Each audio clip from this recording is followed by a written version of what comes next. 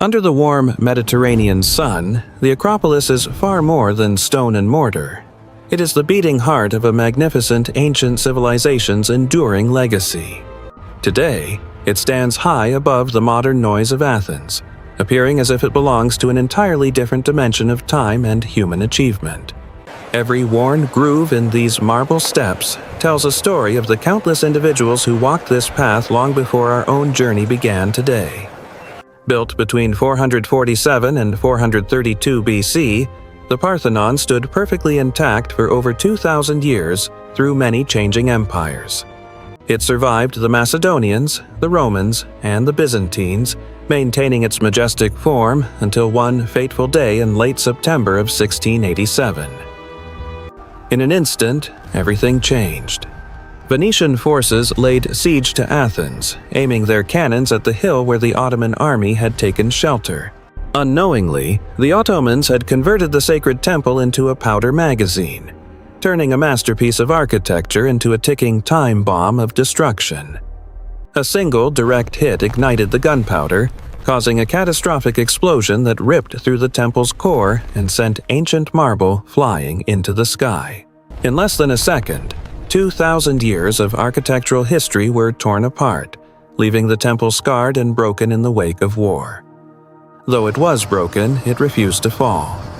These ruins are the survivors of that violent day, standing as a testament to resilience against time. The story of the Acropolis is not just about building greatness, but about how we destroy it and how we desperately try to hold on. The Parthenon is a mathematical miracle. Look closely, and you will find that not a single line in this massive structure is actually perfectly straight. Architects Ictinus and Caryatid knew that human eyes distort straight lines, so they built curves to create the illusion of absolute divine vertical perfection. Each piece of marble was carved with such precision that the joints between the massive drums are nearly invisible to the naked eye even today. We imagine the Parthenon as pure white, but it was once a riot of color, decorated with vibrant pigments that brought the gods to life. The sculptures depicted epic battles between order and chaos, serving as a visual manifesto of the Athenian spirit and their victory over the Persians. Every dimension follows the golden ratio, a sacred proportion that the Greeks believed reflected the underlying harmony of the entire universe and nature itself. The interplay of light and shadow creates a visual rhythm that makes the heavy stone feel alive, almost as if the building itself were breathing. Inside once stood a 12-meter-tall statue of Athena, crafted from shimmering gold and ivory, reflecting the light of flickering torches to awe all visitors. She was the personification of wisdom and war, the guardian of the city, and the most expensive piece of art ever commissioned by the people. By the 5th century AD, the statue vanished from history, likely melted down for its gold, leaving only legends of its former golden brilliance behind. Today, the void she left is a reminder that even the most solid monuments to power and religion can eventually disappear into the wind. It remains a song of perfection, proving that true beauty is not found in the material, but in the way it captures the human imagination. Thus, the engineering was so advanced that it has withstood earthquakes and wars that leveled entire cities around it throughout the long centuries of history. But the Acropolis is more than just one temple. Right next door lies the Erechtheion, a building that tells a far more mysterious story. Here, 6 stone women, the Caryatids, stand with eternal grace, carrying the weight of the massive stone roof as if it were light as air. Their posture is a statement of aesthetic power. They prove that true strength does not need to show strain to be effective and enduring. Yet, one of these sisters is a lonely replica. The original was taken long ago and now sits thousands of miles away in London. Nearby grows a sacred olive tree, a living symbol of the goddess Athena and her legendary victory over the god of the sea, Poseidon. In their contest for the city, Poseidon offered salt water and power, but Athena offered the olive tree, providing food, oil, and sustainable life. The Athenians chose wisdom over raw force, as this choice defined their identity, making Athens a sanctuary of thought rather than just a military fortress. The temple's design is asymmetrical and complex, honoring multiple gods and heroes in a single space, reflecting the diverse layers of Athenian belief. The wind here carries the whispers of oaths and blessings, a reminder that every stone on this hill was once part of a living ritual. By honoring both the winner and the loser of the divine contest, the Athenians showed they valued the memory of all possible paths taken. This hill was the stage where humanity first learned to choose its own destiny, a concept that would soon change the world forever below. But this spirit of choice wasn't confined to the temples. It flowed down the slopes into the heart of the city, into the Agora. The Agora was the world's first true public square, a place where politics, philosophy, and commerce collided in a chaotic, brilliant mix of ideas. Here, the concept of democratia was born. It was a radical experiment where power belonged not to a king, but to the voting citizens. Every citizen had a voice, and for the first time in history, the people decided their own laws and the future of their own state. Socrates himself spent his days here, challenging the youth to question everything, even the very foundations of the democracy that gave him freedom. He was the ultimate gadfly, reminding the city that a life without constant questioning and self-examination was not a life worth living for anyone.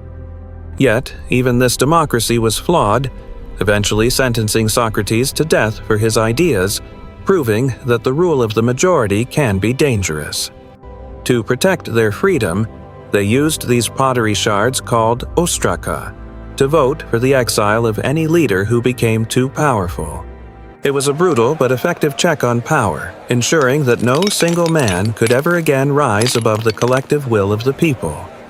From this small rocky outcrop, the voices of thousands of men shaped the laws that would become the foundation of modern Western civilization's law.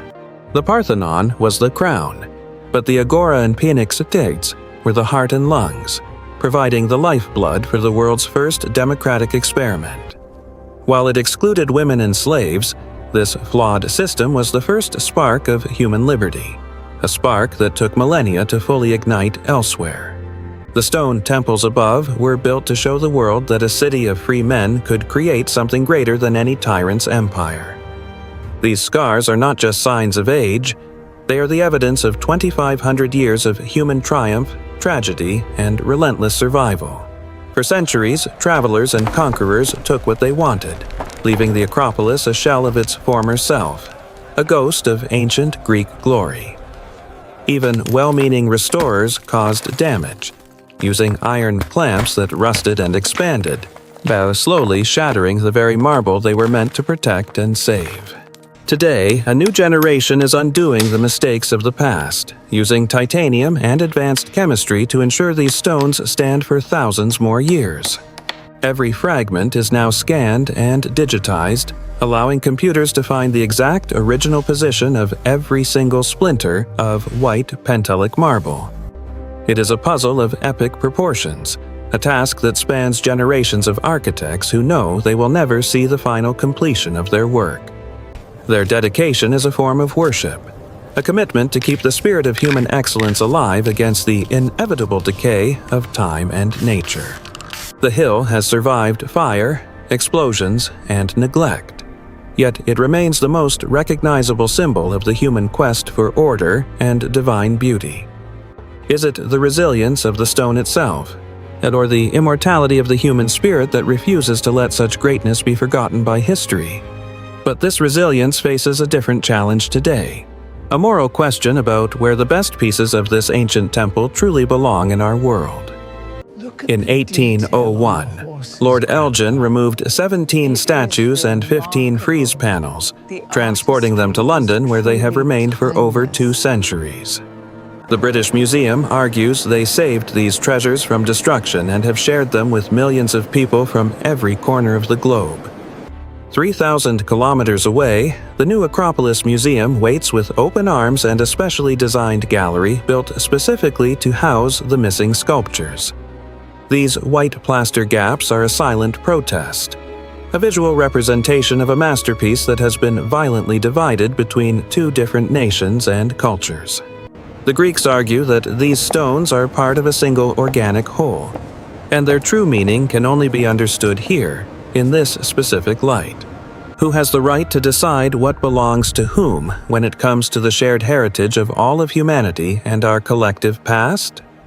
This debate is the modern legacy of Athenian democracy, a difficult, ongoing conversation about justice, property, and the value of cultural identity in a global age. People come from every nation to stand here, drawn by an invisible thread to the place where the idea of the individual first took hold. Though the system was imperfect and incomplete, it planted the seeds of freedom that would eventually blossom into the democratic world we inhabit today. As night falls, the Acropolis becomes a lighthouse of intellect, its light reaching across the sea of time to guide our own uncertain modern future. Even in its broken state, it is more powerful than any modern skyscraper, for it carries the weight of human thought and the fire of discovery. The city below may change and grow, but the high city remains constant, a reminder of what we are capable of when we strive for perfection. The choice of the olive over the trident still echoes here, a choice for life, for wisdom, and for the slow, steady growth of human understanding. We are all heirs to this hill, whether we live in Athens or on the other side of the planet, through the ideas born here. The Acropolis is not just a destination for tourists. It is a mirror reflecting our own struggle to build something that truly lasts forever. It teaches us that while civilizations may rise and fall, the quest for truth and beauty is a flame that can never be fully extinguished. In the silence of the night, the stones still speak, asking us if we are brave enough to continue the experiment they began so long ago.